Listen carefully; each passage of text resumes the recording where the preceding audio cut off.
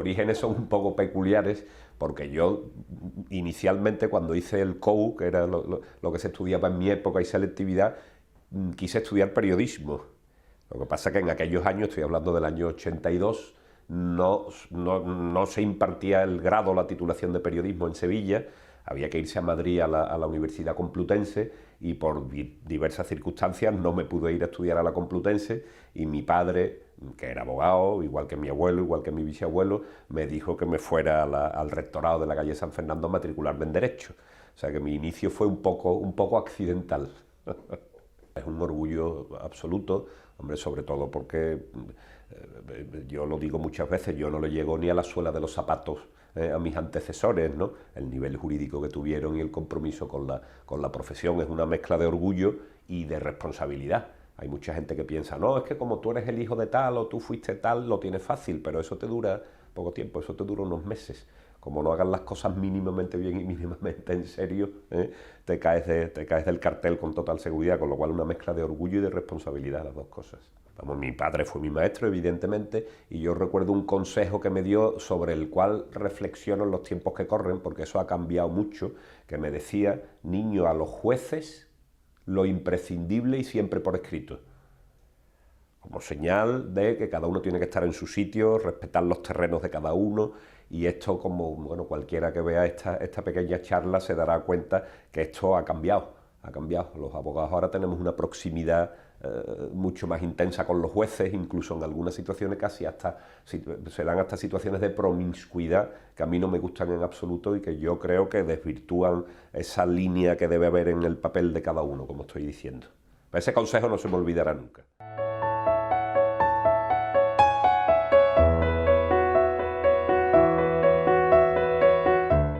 Yo soy un abogado un poco atípico, he sido un poco trotamundos o correcaminos porque he hecho prácticamente de todo. Tengo la suerte de haber informado en todos los tribunales del país, desde el Tribunal Supremo hasta el Juzgado de Paz del pueblo que queramos, y he intervenido en casi todos los órdenes jurisdiccionales, salvo en el militar. En el militar no he intervenido nunca.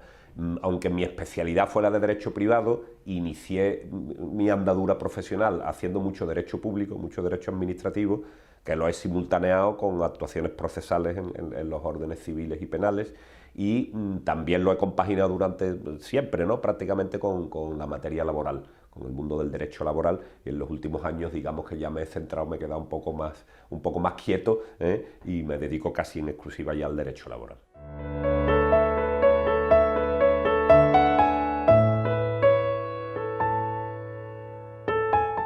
El procedimiento se llevó en los antiguos juzgados de la calle Niebla, los más veteranos se acordarán de aquella etapa, y fue un tema que nosotros éramos los abogados de unas jornaleras de Cantillana que estaban sujetas al imperio de unos fenómenos que había en aquella comarca en tiempos, que es una zona eminentemente agrícola, y mucha de la gente del pueblo vivía de la campaña agrícola, de peones agrícolas, recogiendo naranjas, recogiendo fruta en el campo y tal. Pero había una serie de fenómenos, como digo, que estaban vinculados a un determinado sindicato, que omitiré su nombre, y que habían articulado una especie de pequeña mafia, que implicaba que solamente trabajaban las mujeres que ellos decían que trabajaban. Y no es muy difícil imaginarse a cambio de qué favores trabajaban esas mujeres. Y aquello lo articulamos como un procedimiento relacionado con la Ley Orgánica de la Libertad Sindical, de tutela de los derechos de la libertad sindical. El juicio lo llevó la actual presidenta del Tribunal Superior de Justicia en Sevilla, doña Begoña Álvarez, y fue un tema que me impactó por las personas tan sencillas que eran y lo dura que era la situación en la que vivían, porque verdaderamente si no hacían esas peonadas, en su casa se resentía a efectos puramente de comer en aquellos tiempos, ¿no? Estoy hablando pues del principio de los años 90. El tema afortunadamente salió bien, las señoras se quedaron muy agradecidas, y a mí aquello me marcó mucho porque fue mucho un asunto de justicia material y de justicia de a pie de calle, por decirlo así.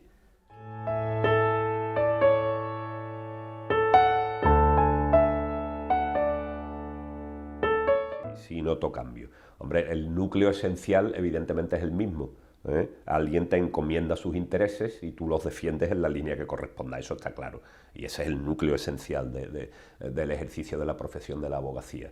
Pero ha cambiado mucho la forma de ejercerla y ha cambiado mucho el estilo y han cambiado mucho los límites de los que hablábamos antes.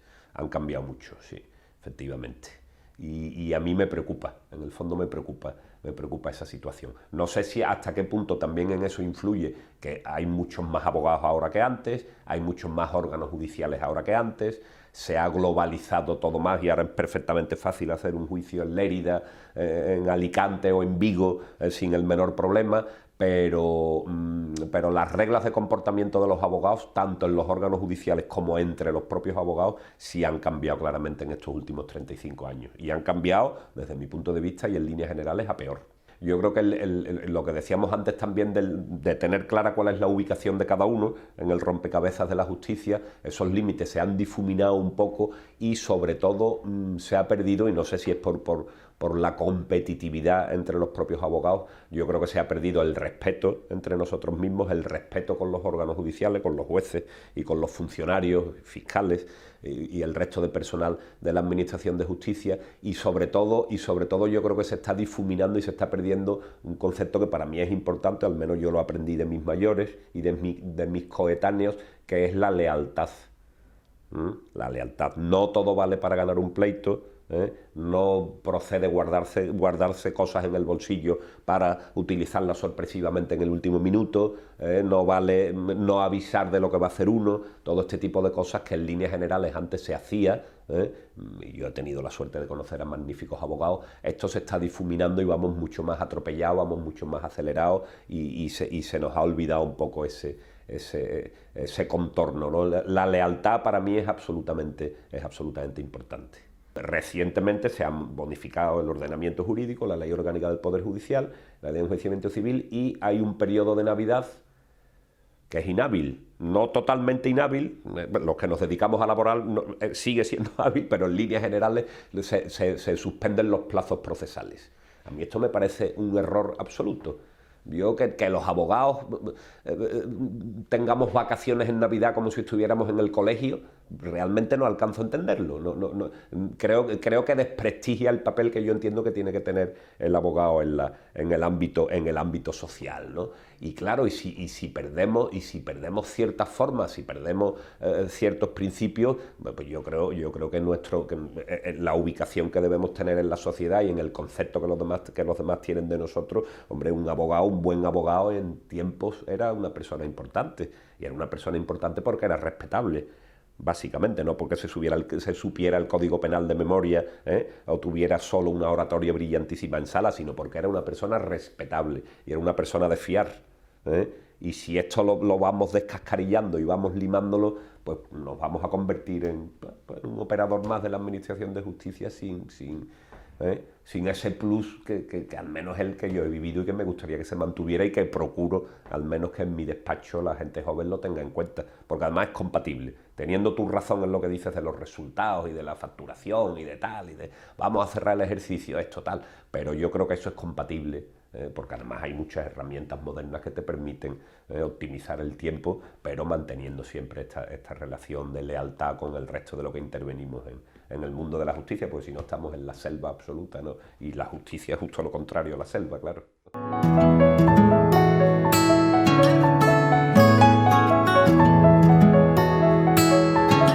Bueno, la gente joven en líneas generales, lo que he estado diciendo antes sobre la falta de, o cómo se van perdiendo principios como la lealtad y el respeto y tal, no lo achaco necesariamente a la gente joven. Hay gente joven brillantísima, extraordinariamente bien formada y que serán abogados de primera categoría, sin duda alguna. Los veo todos los días en mi despacho y en otros despachos de otros compañeros, muchos de ellos de Guadaliuris. Hombre, hay un reto tecnológico indiscutible, ¿no? Que la inteligencia artificial y las nuevas herramientas en la propia aplicación de las leyes al mundo práctico es un reto importante en el que estamos empezando a hacernos planteamientos de calado y de profundidad y que habrá que digerirlo bien, ¿no?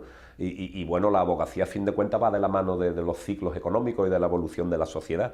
A medida que la sociedad vaya evolucionando hasta esta cuarta revolución tecnológica, pues nosotros tendremos que adaptarnos y tendremos que ser flexibles flexibles ante estos nuevos retos, ¿no? Esto y en nuestro país en concreto, en España, yo creo que el principal reto de la gente joven y del futuro de la abogacía es la absoluta catástrofe de la administración de justicia. El reto será si verdaderamente la administración de justicia entra en el siglo XXI y se acompasa a unos tiempos razonables y bueno, y con unos criterios razonables de resolución de las disputas y de los conflictos, ¿no? Ya sabemos, no solo por el atasco, ¿no?, sino por la creciente falta de calidad de las resoluciones judiciales, por la masificación que hay en prácticamente todos los órganos judiciales, que evidentemente requiere una inversión de presupuesto público importante. Yo creo que también influye mucho como reto inmediato de las nuevas generaciones de abogados, porque la situación verdaderamente va a peor. Y llevar un pleito laboral con un horizonte de 4 y 5 años en el señalamiento del juicio, pues esto es un reto de primera división, ¿no?, evidentemente. Yo creo que fundamentalmente dos cosas. Una, que los poderes públicos de verdad se crean que la administración de justicia como tercer poder del Estado es absolutamente esencial para nuestra sociedad y que requiere una inversión de medios económicos importante. Y en segundo lugar, hace falta de verdad un pacto global por la administración de justicia en el que participen jueces, letrados de la administración de justicia, funcionarios, sindicatos de funcionarios y de personal laboral, abogados, procuradores, graduados sociales, un pacto de verdad que aúne fuerzas y que, como decía antes, que consiga o que haga posible que la justicia en España entre en el siglo XXI. Y esto también necesitará un esfuerzo legislativo importante. Ya sabes, y los que me vean lo saben de sobra, que todavía hay leyes procesales vigentes en España del siglo XIX que requieren una reforma absolutamente urgente para adaptar los propios tempos del procedimiento judicial a los medios tecnológicos que tenemos hoy en día y a la realidad social en la que vivimos, ¿no? Por tanto, mayor inversión, a lo mejor hace falta gastar menos dinero en otras cosas y que un ciudadano tenga derecho, por ejemplo, un trabajador tenga derecho a que su prestación por desempleo, que está en discusión por el motivo que sea, se pueda resolver en un juzgado en 4 meses y no en 4 años.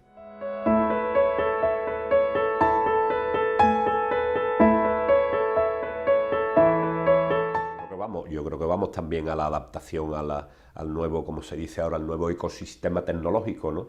Pues claro, todas las herramientas informáticas, inteligencia artificial, la nube, el blockchain, el metaverso y todo esto genera unas oportunidades para todos los que nos dedicamos a esto casi infinitas, ¿no? Al menos yo no soy capaz de verle final, ¿no? Hay unas herramientas absolutamente extraordinarias que son las que van a hacer optimizar los tiempos de trabajo, controlar mejor los propios expedientes y los asuntos, tener todo al día, por supuesto acceso ilimitado.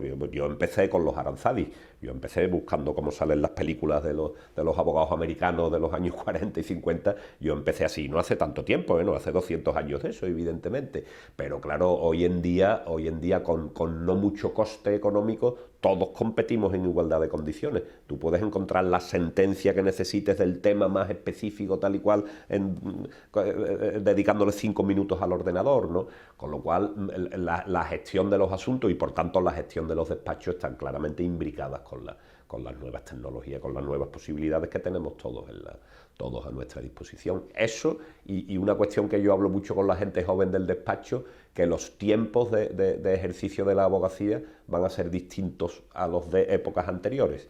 Antes los abogados pues dedicábamos 12 o 14 horas al día al despacho, el abogado que se preparaba el juicio y estaba la noche antes viendo papeles a las tantas, con el flexo tal, eso ha pasado a mejor vida. La gente joven, y yo creo que hacen bien, la gente joven tiene muy claro cuál es el tiempo que hay que tener de trabajo y yo creo que tenderemos progresivamente a una jornada de 8 horas, que es la que hay que tener, pero 8 horas de trabajo de verdad intenso y de trabajo productivo, sin el WhatsApp y sin ver el Marca y sin tal, ¿no? De trabajo de verdad porque la gente joven, aparte, como decía antes, que están muy cualificados y muy bien formados, con independencia de las cuestiones económicas, el tiempo de ocio y limitar bien la intensidad del ejercicio de la abogacía lo tienen a gala, y yo creo que el futuro va por ahí también, que se va a modificar la gestión de los despachos en función de los tiempos que cada uno le dedica al ejercicio de la profesión.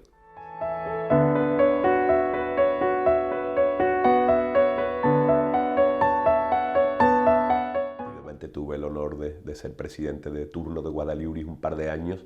Hombre, yo creo que Guadaliuris, lo he hablado también con compañeros de Madrid y de fuera de Sevilla, yo creo que es una experiencia única.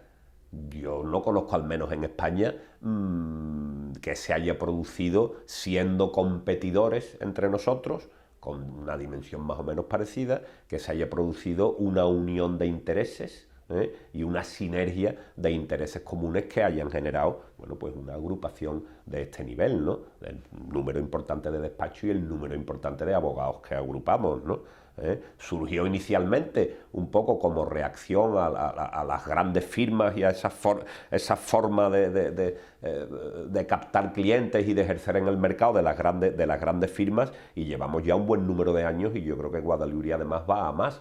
Con lo cual me parece que es una experiencia única a la que probablemente entre todos seamos capaces de extraerle más jugo. Yo creo que tiene Guadaliuris un futuro por delante importante, con algunos retos que habrá que solucionar, pero tiene un futuro porque se ha generado ahí un germen bastante consolidado, de ir a una, ¿no? de tutelar esos intereses comunes, y a mí eso me parece fantástico. En los tiempos de división y en los tiempos de cada uno por su cuenta, que haya gente, y esto es fiel reflejo de lo que debe ser la sociedad civil, a fin de cuentas, ¿no? que haya medianas y pequeñas empresas que sean capaces de agruparse en esta línea y defender intereses comunes, me parece una experiencia fantástica. Y yo creo que Guadaliuris, con el tiempo, ahora tenemos, bueno, como siempre, ¿no? Al menos que yo recuerdo, un consejo de administración estupendo y una presidenta magnífica. Yo creo que Guadaliuris será capaz de profundizar en los retos que tiene por delante, que desde mi punto de vista son dos. Uno es salir de Sevilla, que ya lo hemos intentado y hasta ahora no hemos tenido éxito. Pues Guadaliuris, como el propio nombre indica, inicialmente la idea no es que fuera solamente una experiencia local en Sevilla, sino que el río Guadalquivir, como vertebrador de la Bética y de buena parte de Andalucía, generara un ámbito de actuación un poco más grande. Es complicado, pero yo creo que por ahí tenemos cosas que hacer. Y en segundo lugar, porque Guadaliuris, aparte de ser una agrupación de despachos de abogados, tiene un componente que se aproxima cada vez más a una patronal. Y esta es una reflexión interesante que tenemos que hacer en Guadaliuris. ¿Qué más podemos hacer desde ese punto de vista? Para defendernos de determinadas cosas, para hablar de retribuciones de los abogados, de la inspección de trabajo, del registro de jornada, de otras muchas cosas. Yo creo que esos son dos retos, aparte del día a día que se sigue con tanta brillantez en Guadaliuris, que además ha conseguido una cuestión importante, que se ha imbricado totalmente en la sociedad civil sevillana, no solo en el mundo jurídico. Tú ahora le dices al alcalde que si quiere venir a desayunar con Guadaliuris o al señor arzobispo o a tal, y todo el mundo ya tiene una referencia, sabe lo que es Guadaliuris y van con gusto.